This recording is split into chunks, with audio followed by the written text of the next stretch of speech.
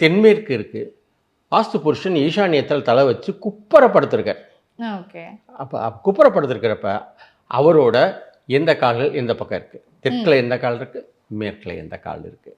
அப்போ கேட்போம் உங்கள் கால் அதாவது இப்போ கூட ரீசெண்டாக பல வீடுகளில் ஈஸியாக கட்டுருவோம். ஓகே. உங்கள் வலது காலில் நோவு இருக்கா, ம். வலது காலில் நோவு இருக்கா? ஏன்னா தெற்கில் ஒரு சின்ன கட்டு இருக்குது வீட்டில், ஓகே. தெற்கில் இந்த மாதிரி ஒரு சின்ன பள்ளம் இருக்கிறது, மேற்கில் பள்ளம் இருக்குன்னா உங்களோட தாயாதிகள், அதாவது உங்களோட அண்ணன் தம்பி முறைகளில் எவ்வளோ தூரம் நீங்கள் சுபிச்சமான ரிலேஷன் இருக்குது அப்படிங்கிறத கேட்டுருவோம். ஓகே. அப்போ எல்லாத்துக்கும் எல்லா ப்ராப்ளம்ஸுமே இருக்காது. ம். நோயின்னு வந்தால் தென்கிழக்கில் தான் இருக்கும் அது ஓகே. பெரும்பாலும்.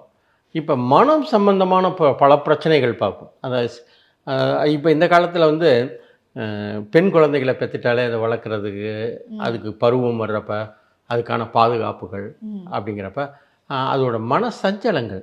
அப்போ அந்த மன சஞ்சலங்களை கொடுக்க வல்லது வடமேற்கு. சந்திரன் அங்கே தான் இருக்கான். சந்திரமா மனசோஜா, மனக்காரகன் அவன் தான். அப்போ வடமேற்கில் அவர்